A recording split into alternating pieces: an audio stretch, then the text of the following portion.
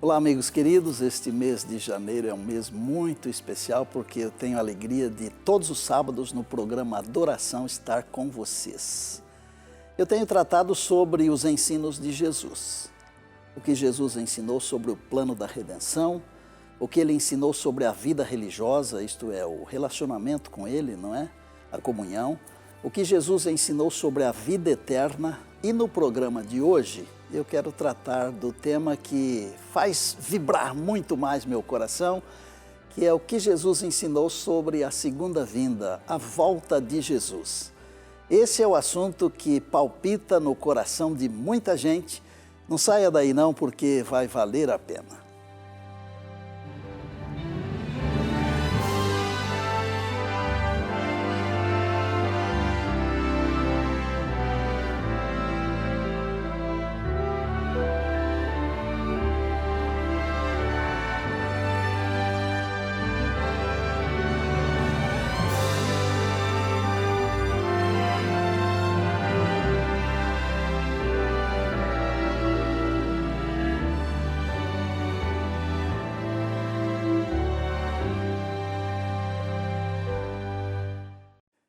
Como eu vou falar sobre a volta de Jesus, queremos oferecer para você esta revista especial, essa revista fantástica que fala sobre este assunto, inclusive, porque trata de vários temas do Apocalipse. Por exemplo, aqui no tema de número 15, a volta de Jesus. Olha, se você quiser receber isso aqui gratuitamente eu disse, entre em contato conosco no WhatsApp 12 982 44 4449. Se aparecer um link aí, você se quiser usar o link, tudo bem, mas existe um meio mais fácil. Você peça pelo próprio WhatsApp e alguém maravilhoso ou maravilhosa vai atender você com todo carinho, com mel na voz, e vai enviar para você gratuitamente essa revista tão especial que, dentre outros temas incríveis tratados no Apocalipse, trata também da volta de Jesus. Muito bom, que prazer estarmos juntos mais uma vez. Toda vez que eu prego sobre a volta de Jesus, eu sinto assim o meu coração batendo mais forte, e às vezes eu percebo até as batidas aqui assim, nessa veia forte que nós temos aqui. Por quê?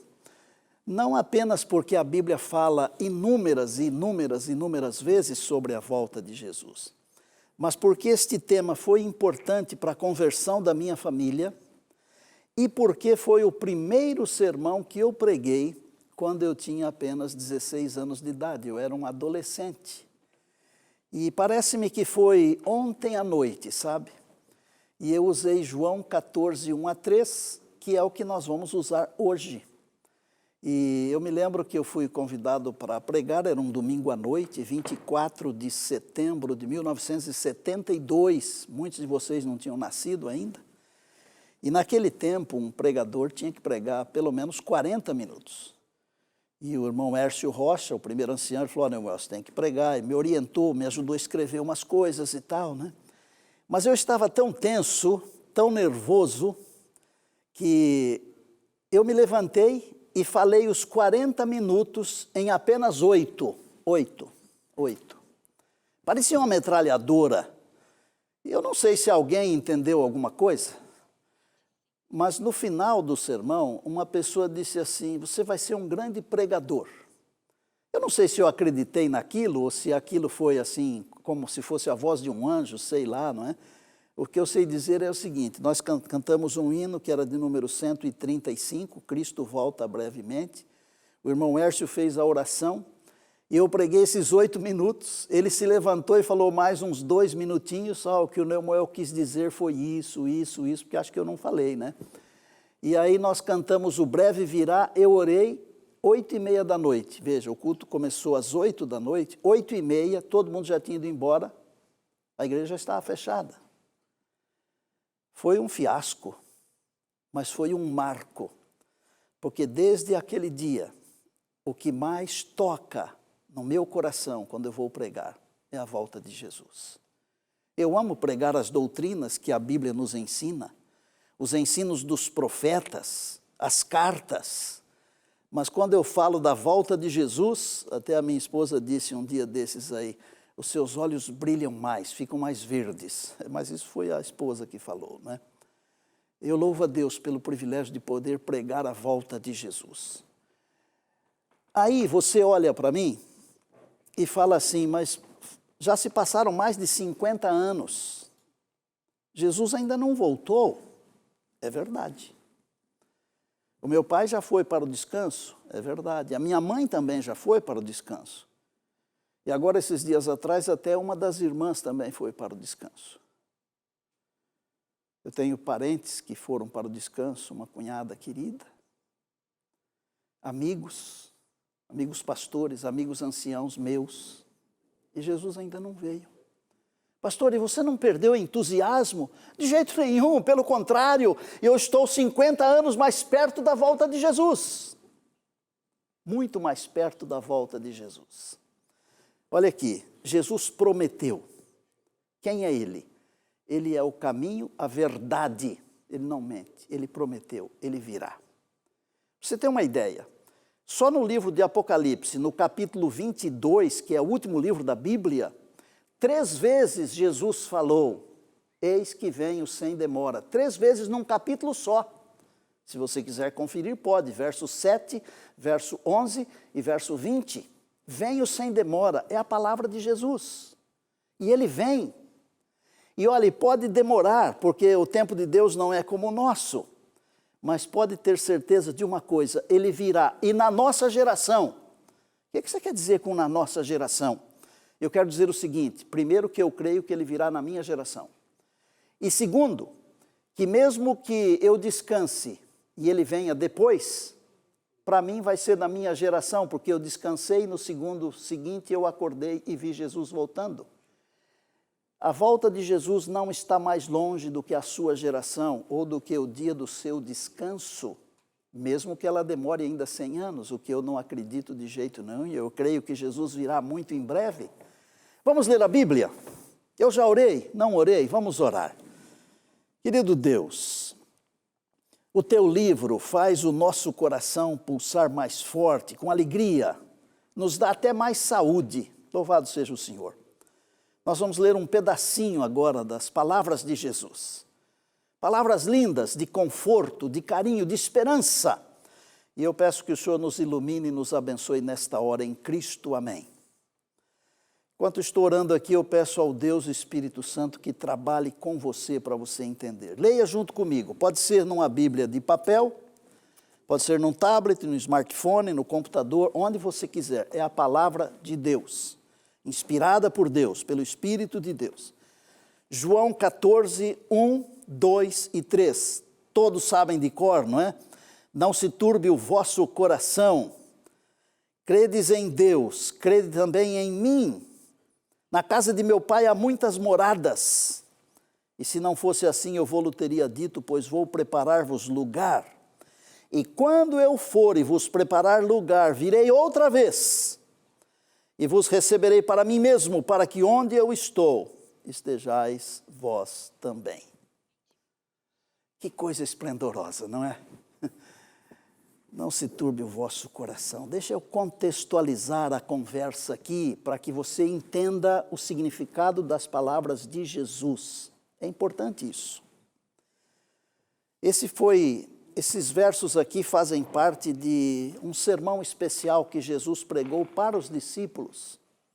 E foi um sermão longo, porque ele engloba João 13, João 14, João 15, João 16 e João 17, 5 capítulos. Pelo jeito, Jesus gostava de pregar muito mais do que eu, que adoro. Pregou bastante, mas ele ensinou mais do que pregou e curou mais do que ensinou e pregou, ok? Ou ensinou mais do que curou e pregou, mas que ele ensinou mais, ensinou. Tem alguns sermões especiais que nós podemos trabalhar daqueles que Jesus pregou. Nós normalmente usamos falar muito do sermão da montanha e do sermão profético. Mas Jesus pregou um sermão onde ele falou vários ais sobre os escribas e fariseus. É o sermão dos ais, críticas, mas com lágrimas na voz. E esse sermão do cenáculo. Por que Jesus falou essas palavras para aqueles e que servem para nós? Porque na oração que ele fez, logo depois, no capítulo 17, ele falou para o Pai assim: eu não oro somente por estes, mas eu oro também por aqueles que vão acreditar. Então hoje, você foi objeto da oração de Jesus naquele dia, porque ele sabia que você estaria acreditando. Jesus falou para os discípulos que ia embora, terminou a ceia. Falou: daqui a pouco eu vou embora, vocês não vão me ver mais. Eu vou dar um mandamento novo para vocês. Amem-se uns aos outros como eu amei vocês. Isso aqui não é fácil. Porque amar como Jesus amou, não é que o novo mandamento não existia. Existia sim, porque no Antigo Testamento a lei, em 2 tábuas, ela é refletida no amor a Deus, nos primeiros 4 mandamentos, e no amor ao próximo, nos 6 últimos mandamentos. E Jesus respondeu para aquele jovem estudante que queria saber a verdade. Ele falou: olha, é amar a Deus em primeiro lugar, de corpo, alma, espírito, força e tudo, e amar ao próximo como a si mesmo. Aí Jesus: eu dou um novo mandamento, tem que amar como eu amei, dar a vida. Quando eu tenho disposição de dar a vida pelo meu próximo, eu não sou crítico. Quando eu tenho disposição de dar a vida pelo meu próximo, eu amo o meu próximo, eu respeito as suas diferenças.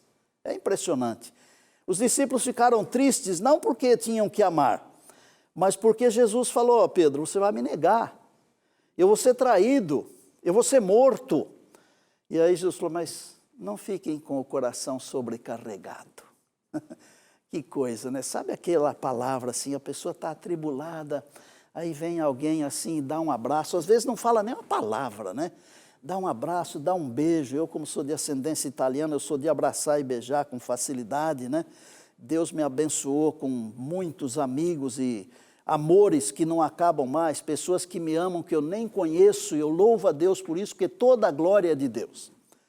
Eu me considero metade de um grão de areia, mas Deus é maravilhoso. Mas sabe aquele abraço que você dá e que a pessoa se sente confortada? Tem a comidinha gostosa, que é a da vovó, que eles chamam de comfort food, né? Que é aquela comida que dá conforto, que restaura, né? Tem um abraço, que ele é assim também. Às vezes uma palavra, e Jesus abraçou os discípulos. Estou criando aqui, tá? Falou assim: olha, não fiquem com o coração sobrecarregado, acreditem em mim, acreditem em Deus. Na casa do meu Pai há muitas moradas. Como é que a gente consegue, meus amigos queridos, não ficar com o coração perturbado? A balança comercial, a balança social, o que é racional e irracional, as catástrofes, as confusões, o mundo de cabeça para baixo. O nosso coração está apertadinho, mas Jesus fala assim: não fiquem com o coração sobrecarregado. Aí ele diz assim: acreditem em Deus e em mim também. Tem morada para todo mundo na casa do meu Pai. Nós não vamos morar na periferia, gente. Serão 1000 anos no céu, depois nós vamos para a nova terra, quando a nova Jerusalém descer com todos os salvos.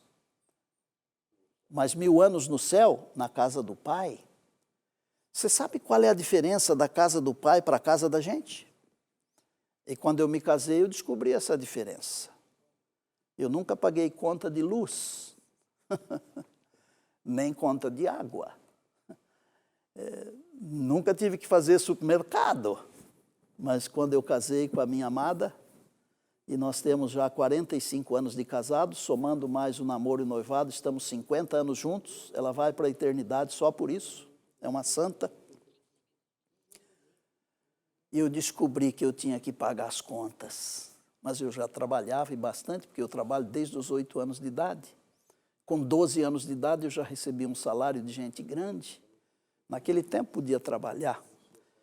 E eu não sou a favor de trabalho infantil, mas eu acho que nós temos que ensinar os nossos filhos para que eles não sofram, porque o mundo lá fora é difícil. É difícil. Mas aí Jesus, então, fiquem tranquilos na casa do meu Pai. Vocês não vão ter preocupação, porque é a casa do Pai. Imaginem morar na casa de Deus. Que tal? Onde você mora? Na casa de Deus. Ah, mas eu também moro na casa de Deus. Nós vamos morar todos na casa de Deus. Eu me lembro que quando era garoto, as professoras, às vezes, elas se excediam um pouquinho, né? E iam falar de uma ofertinha, né? Põe um tijolinho na sua casa quando você dá uma oferta, na sua casa que Jesus está construindo. Jesus não está construindo um monte de casinha no céu, gente. Claro que era muito boa vontade daquelas amadas, valorosas, heroínas. Mas nós vamos morar na casa do Pai. Jesus falou, eu vou preparar moradas, mas ele não foi arrumar as coisas. Sabe por quê? Porque Deus não faz as coisas pela metade, que precisam ser corrigidas depois. Quer saber o que Jesus estava dizendo quando ele falou, vou preparar moradas? Aguenta aí, porque é teologia. Jesus estava dizendo assim, tem um juízo, e eu estou indo para esse juízo. E nós hoje falamos de juízo investigativo. O que é preparar moradas? É completar o trabalho de dar direito a você e a mim de morarmos na casa do Pai. É o processamento do juízo. Isso é preparar moradas. É fazer com que quando você chegar lá para morar, você não se sinta um hóspede apenas, mas você se sinta na casa do Pai, porque Jesus está representando você diante do Pai, e quando Ele apresenta você no juízo, está preparando as moradas para você, o Pai aceita você no amado, no Filho.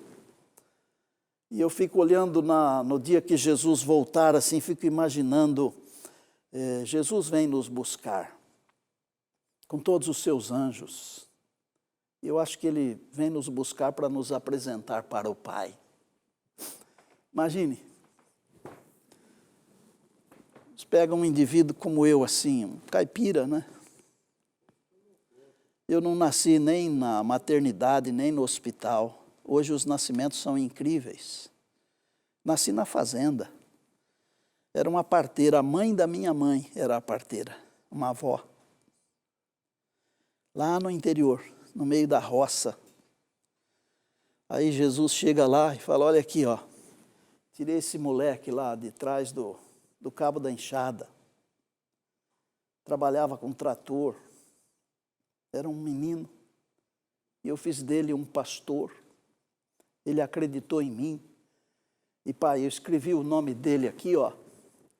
E assim como eu sou teu filho, eu quero que tu o aceites como teu filho também.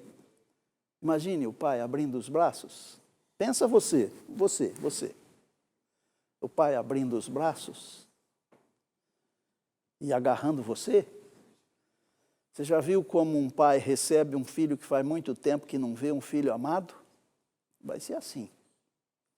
Aí você pensa, vou falar 1 milhão de coisas, você não vai falar nada. Não vai sair nada. Ele é que vai falar, filho, bem-vindo ao lar, aqui é a sua casa. É a eternidade, para quem aceita Jesus. Vou preparar-vos um lugar. E quando eu for e vos preparar, virei outra vez e vos receberei para mim mesmo, para que onde eu estou, estejais vós também. Por que que Jesus quer estar conosco? Porque Ele não consegue viver sem nós. Quando 2 pessoas se amam, elas querem ficar juntas. Elas não querem ficar longe. Se no amor humano, que é limitadíssimo, é assim, imagine, no amor divino, que Deus é amor. Ninguém sabe do que Deus é feito, sabe? Nós somos feitos, a gente fala que é feito de carne e osso, mas tem 1 milhão de outras coisas aqui.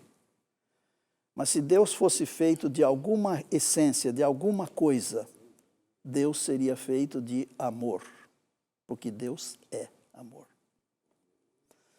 Como será esse momento da volta de Jesus? Jesus virá de forma literal, corpórea, do mesmo jeito que Ele subiu. Ele virá com todos os anjos do seu poder. Haverá um barulho ensurdecedor de trombetas tocando. Vai acontecer muita coisa que a gente nem imagina. Ele vem como ladrão. Jesus falou que assim como foi nos dias de Ló, assim como foi nos dias de Noé, as pessoas não estavam esperando. Eu olho para o Noé, por exemplo, construir um barco num tempo que não tem chuva e não tem água, no seco.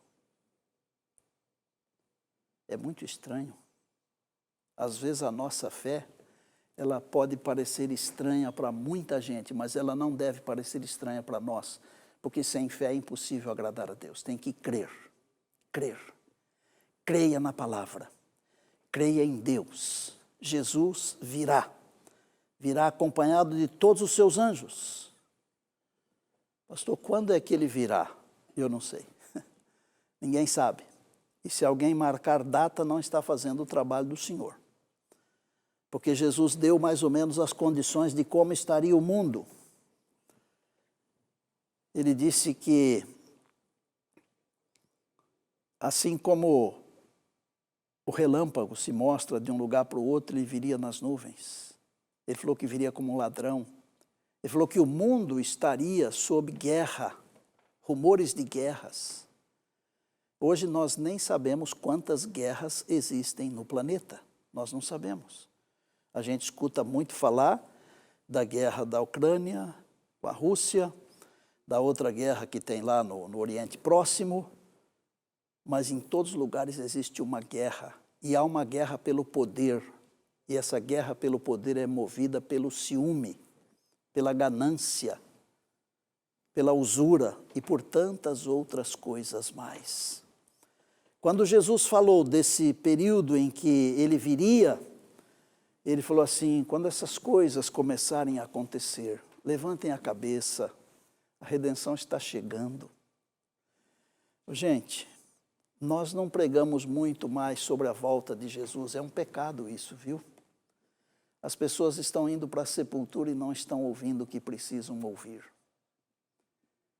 Eu tive uma reunião com os pastores lá do Canadá recentemente. Eles me pediram para fazer um devocional. Eu ainda não sei pregar em inglês. Eu tenho a minha filha, Ana Bárbara, que traduz. E eu falei para eles que nós precisamos voltar a pregar sobre a volta de Jesus.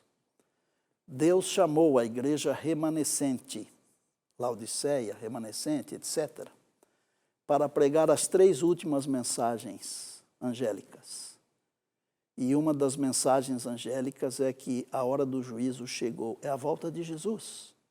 Nós precisamos voltar a pregar a volta de Jesus.